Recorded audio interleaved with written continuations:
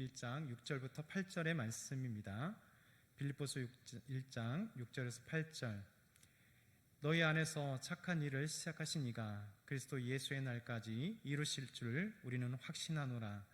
내가 너희 무리를 위하여 이와 같이 생각하는 것이 마땅하니 이는 너희가 내 마음에 있음이며 나의 매움과 복음을 변명함과 확정함에 너희가 다 나와 함께 은혜에 참여한 자가 됨이라. 내가 예수 그리스도의 심장으로 너희 무리를 얼마나 사모하는지 하나님이 내 증인이시니라. 아멘. 작심삼일이라는 말이 있습니다. 작심은 맹자가 사용한 말로서 마음을 다잡는다라는 뜻입니다. 그러나 작심에 삼일을 붙여서 부정적인 말로 사용되곤 합니다. 그 뜻은 굳게 먹은 마음이 3일을 못 가 흐지부지 된다는 뜻입니다. 그래서 결심을 끝까지 지키지 못한 사람들을 비아냥거릴 때 작심삼일이라고 그렇게 사용합니다. 그러나 이 작심삼일은 부정적이게도 사용되지만 긍정적이게도 사용되기도 합니다. 여러분, 작심삼일이 언제부터 쓰였을까요? 작심삼일. 작심삼일은 고려시대에 고려공사 삼일이라는 속담에서 시작되었습니다. 고려에서 하는 정책이나 법령이 3일 만에 바뀐다는 의미입니다. 이 속담이 조선시대로 내려오면서 조선공사 3일이라는 말로 바뀌게 됩니다. 조선 중기 문인신이자 우리나라 최초의 야담집을 지었던 유몽인이라는 사람이 어유야담에서 조선공사 3일을 사용했습니다. 이 책에서 유몽인은 유성룡의 일화를 우리에게 들려줍니다.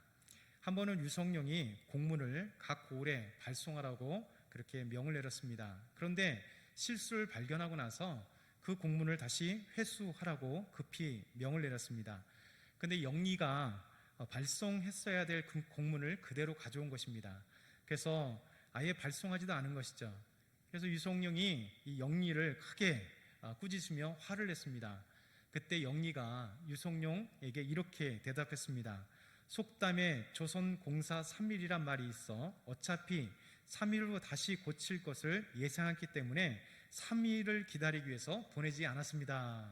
이렇게 변명한 것이죠. 그 속에서 조선공사 3일이라고 하는 말이 생긴 것입니다. 이 유명인이라는 사람은 이 일화를 통해서 이런 의미를 전하고 싶었던 것입니다.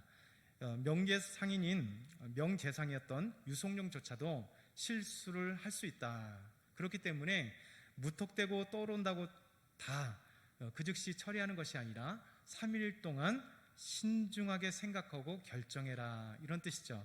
그래서 작심삼일이라는 것은 부정적으로 사용되기도 하지만 긍정적으로는 굳게 먹은 마음이 3일도 가지 못한다는 뜻이 아니라 3일 동안 신중하게 생각하고 결정해서 그 마음이 오래 지속될 수 있도록 하라는 긍정적인 의미도 사용될 수 있습니다.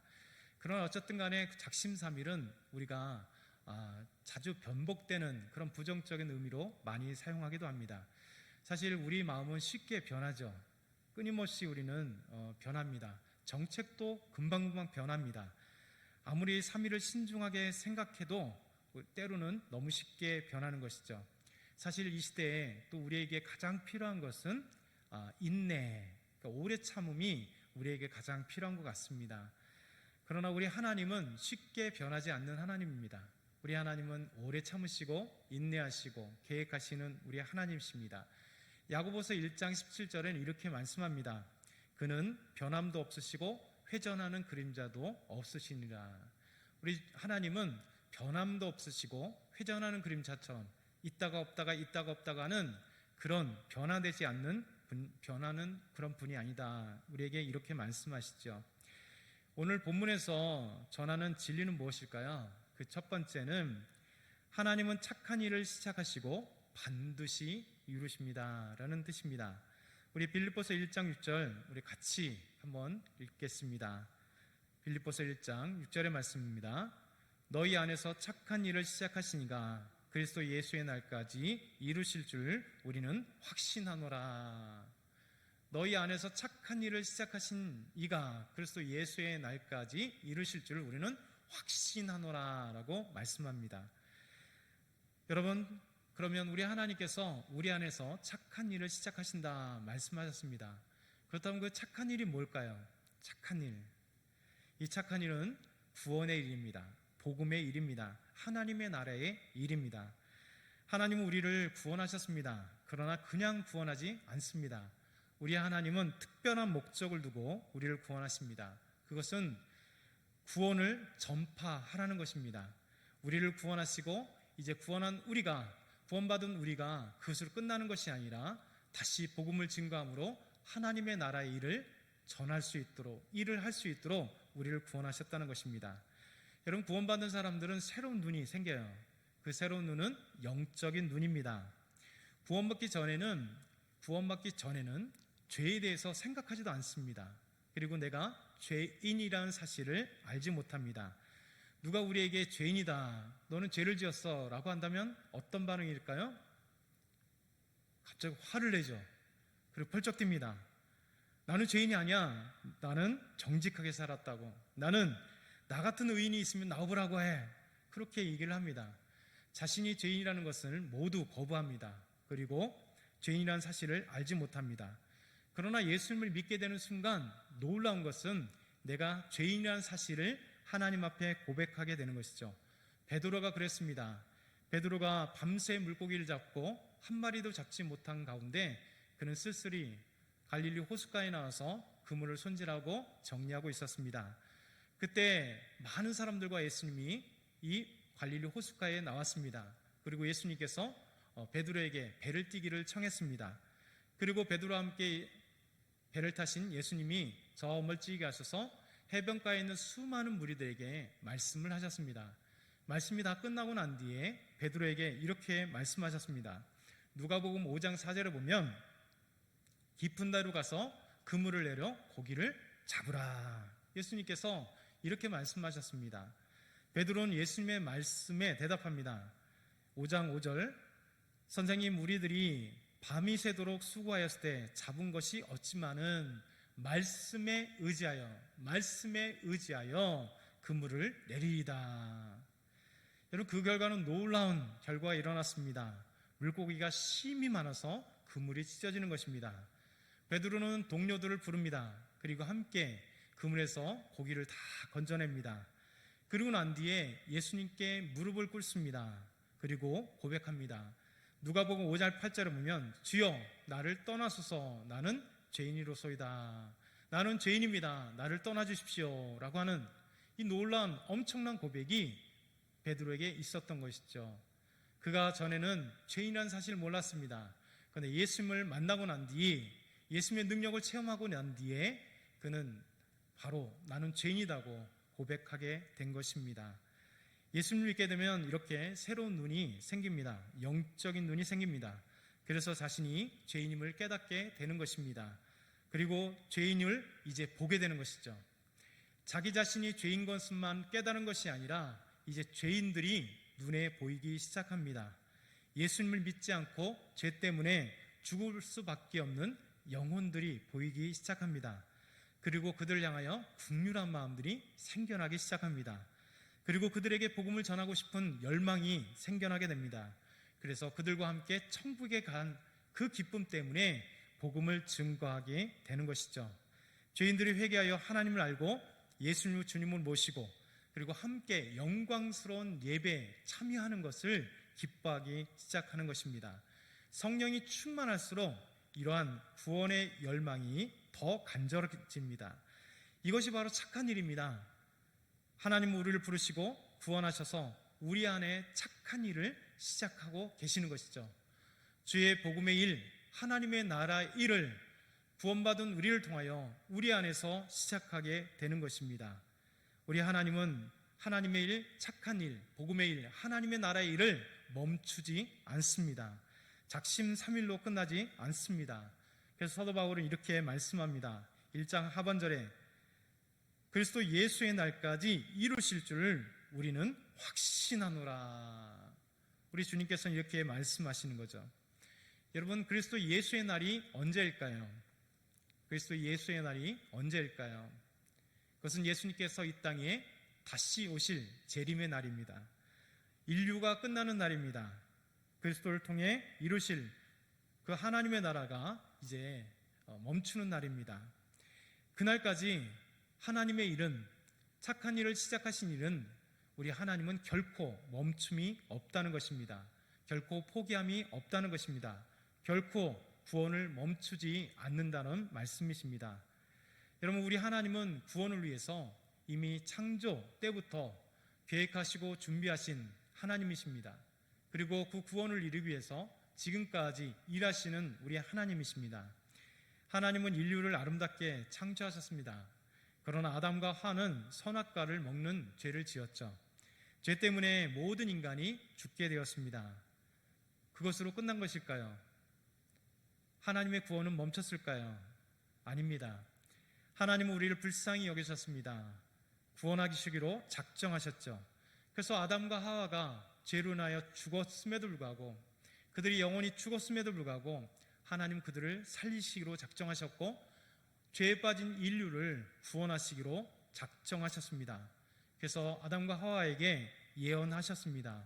인류를 구원하실 메시아를 보내주시겠다는 이 예언, 그것이 바로 유명한 창세기 3장 15절 말씀입니다. 원복음, 원시복음이라는 별명을 가지고 있는 창세기 3장 15절입니다. 우리 같이 한번 천천히 한번 읽어볼까요? 시작. 내가 너로 여자와 원수가 되게 하고 내 후손도 여자의 후손과 원수가 되게 하리니 여자의 후손은 내 머리를 상하게 할 것이요 너는 그의 발꿈치를 상하게 할 것이니라 하시고, 구원은 아담과 하와의 죄 때문에 끝나지 않습니다. 이것부터 하나님의 시작이십니다.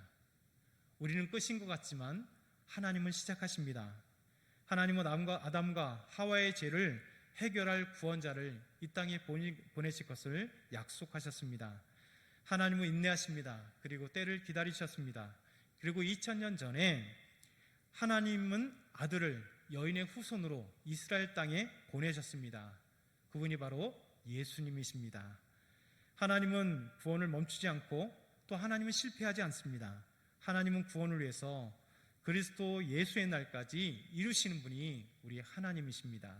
저와 여러분을 구원하실 뿐만 아니라 정말 우리가 하나님 앞에 구원받기로 작정한 모든 사람들 구원하기로 정말 우리가 생각하고 그들에게 복음을 증거할 때 하나님은 일하십니다. 그리고 끊임없이 구원의 일을 이루십니다. 두 번째, 바울은 빌립보 교인들을 그리스도의 심장으로 사랑한다 말씀합니다. 우리 1장 8절 다시 한번 같이 크게 읽겠습니다. 빌립보서 1장 8절입니다. 빌립보서 1장 8절 준비 시작.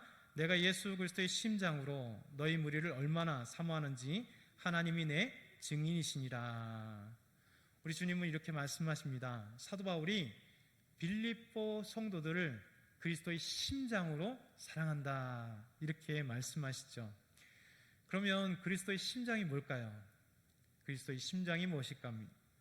예수님의 마음입니다. 그리고 예수님의 뜨거운 심장입니다. 주님께서 우리를 향한 그 뜨거운 심장, 마음이죠. 예수님은 사랑의 대명사입니다.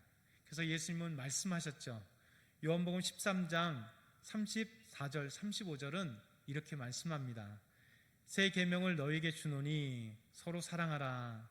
내가 너희를 사랑한 것 같이 너희도 서로 사랑하라. 너희가 서로 사랑하면 이로써 모든 사람이 너희가 내 제자인 줄 알리라. 예수님은 새 계명을 우리에게 주셨습니다. 그 새 계명은 서로 사랑하라 말씀하신 거죠. 그러나 인간적인 사랑이 아닙니다. 주님의 사랑이죠. 내가 너희를 사랑한 것 같이 서로 사랑하라 이렇게 말씀합니다. 그러면 내가 너희를 사랑한 것, 이것이 무엇일까요? 바로 죄 없으신 하나님께서 하나님의 아들이신 예수 그리스도를 죄인인 우리를 위하여 십자가에 달리게 하신 것, 그리고 예수님은 하나님의 그 마음에 순종하여서 고통의 십자가, 고난의 십자가, 죽음의 십자가를 감당하신 것입니다. 우리 죄를 위하여 넉넉히 십자가에 대신하여 죽으신 예수님의 그 놀라운 사랑, 이것이 바로 하나님의 사랑입니다. 예수님의 사랑입니다. 내가 너희를 사랑한 것 같은 그것이 바로 이 사랑입니다. 이사야 53장 5절에서 6절은 이렇게 말씀합니다. 같이 한번 읽어볼까요? 그가 찔림은 우리의 허물 때문이요 그가 상함은 우리의 죄악 때문이라. 그가 징계를 받음으로 우리는 평화를 누리고 그가 채찍에 맞음으로 우리는 나음을 받았도다.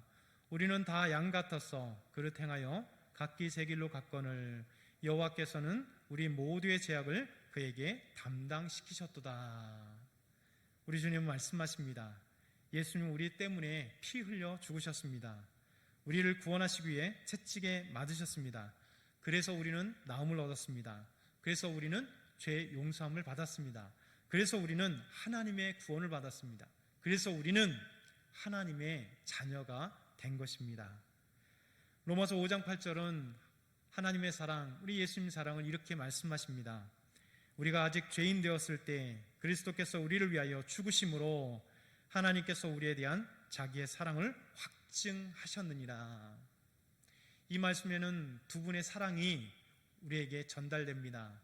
하나님, 아들 예수님을 십자가에 못 박기까지 우리를 사랑하신 하나님 아버지의 사랑, 순종하여 예수님께서 십자가에 감당하신 그 놀라운 주님의 사랑, 이것이 우리를 향한 자기의 사랑을 확증하신 사건입니다. 우리 주님은 십자가의 사랑으로 우리를 사랑하셨습니다. 무조건적인 사랑으로 사랑하셨습니다. 구원의 사랑인 것이죠. 사도 바울은 주님의 사랑을 받았습니다.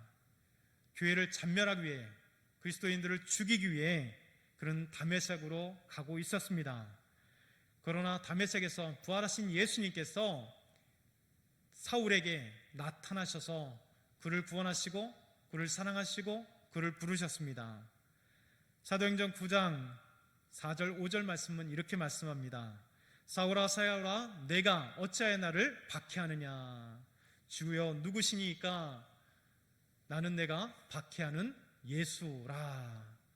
예수님께서, 부활하신 예수님께서 사울에게 나타나셔서 그를 부르시고 그를 구원하시고 그를 통하여 이방인의 사도로 복음을 전하는 자로 사명을 주신 이 놀라운 사건입니다.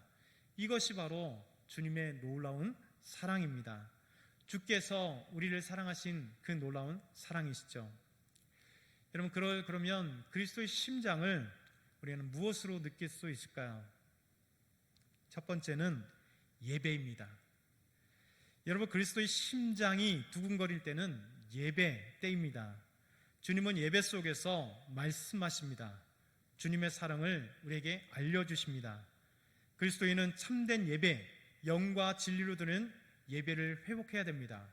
왜냐하면 예배 속에서 하나님을 만날 수 있고, 예배 속에서 하나님의 사랑을 느낄 수 있고, 예배 속에서 하나님의 말씀을 들을 수 있기 때문에 그렇습니다. 그래서 하나님의 사랑을 느끼는 순간, 하나님의 말씀을 듣는 순간 우리 가슴에 그리스도의 심장이 두근거리는 소리를 듣게 되는 것입니다. 느낄 수 있게 되는 것이죠. 여러분, 청교도였던 데이빗 글라슨이라는 분이 예배에 대해서 이렇게 말씀합니다. 하나님은 예배 시간에 죽었던 영혼들을 살려내십니다. 그 아들 예수 그리스도께서는 예배 시간에 영육간에 병든 이들을 고치십니다. 성령께서는 예배 중에 사탄과 그 권세들을 멸하고 쳐부수십니다. 예배는 하나님이 우리 인생들에게 주신 놀라운 축복입니다.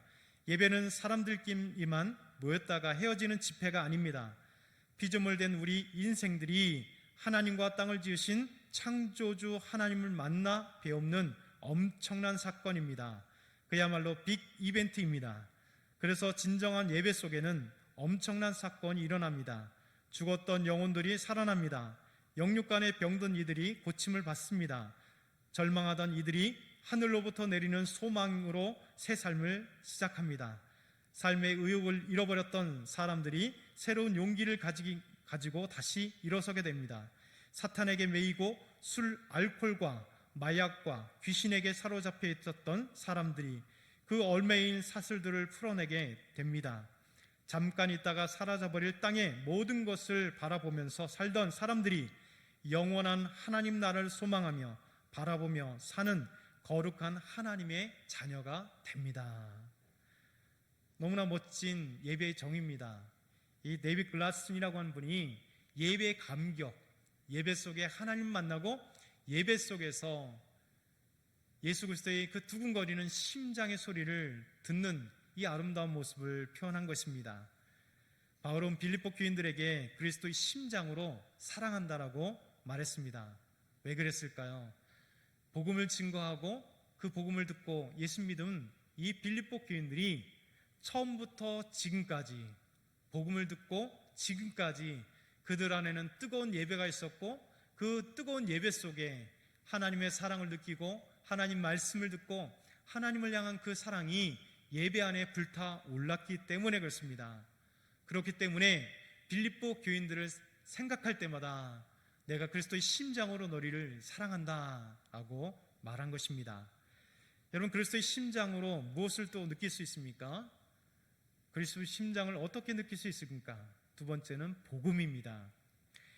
바울은 너희 안에 착한 일을 시작하신 이가 그리스도 예수의 날까지 이루실 줄을 우리는 확신한다라고 사도 바울은 강하게 말씀하셨습니다. 빌립보 교인들은 예배뿐만 아니라 처음부터 들었던 그 복음이 사라지지 않고 끊임없이 그 복음을 증거했습니다. 빌립보에 사는 모든 사람들에게 나아가 증거한 것이죠. 핍박을 두려워하지 않았습니다. 예수 그리스도 그분을 위하여 생명 얻은 새 생명 얻은 이 놀라운 기쁨, 감격, 그것 때문에 나가서 복음을 증거한 것입니다. 하나님의 나라의 일을 증거한 것입니다. 그들은 하나님의 나라를 저버리지 않았습니다. 그들에게 있어서 가장 큰 사명, 바로 이 복음 전함을 게을리하지 않았기 때문에 그렇습니다. 주님과 함께 하나님의 나라의 일을 하면서 주님의 사랑을 느낄 수 있었던 것입니다. 그래서 복음의 일에 그리스도의 심장을 느낄 수 있었던 것이죠.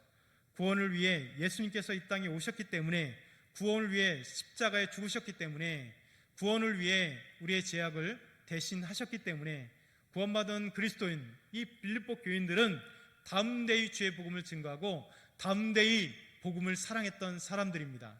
그렇기 때문에 그 안에 그리스도의 심장이 두근거렸습니다. 그래서 사도 바울은 그렇게 사랑하는 빌립보 교인들을 향하여 내가 그리스도의 심장으로, 내가 예수님의 마음으로, 예수님의 두근거리는 그 심장으로 내가 너희를 사랑한다 라고 말씀한 것이죠. 저 여러분에게 오늘 귀한 말씀 기억했으면 좋겠습니다.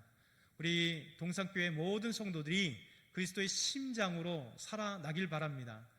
여러분과 제가 그리스도의 심장으로 서로 사랑하면서 예수님의 마음으로, 하나님의 사랑으로 그렇게 사랑하기를 바랍니다. 오늘 말씀을 간단히 정리하겠습니다. 하나님은 착한 일을 시작하십니다. 그리고 끊임없이 끝까지 반드시 하나님의 일을 이루십니다. 두 번째, 바울은 빌립보 교인들을 그리스도의 심장으로 사랑했습니다. 그 그리스도의 심장은 무엇으로 느낄 수 있는가? 예배이고 바로 복음입니다. 저 여러분이 이 그리스도의 심장을 느끼며 하나님 앞에 담대히 믿음으로 나아가는 저 여러분 다 되기를 축원합니다. 기도드리겠습니다.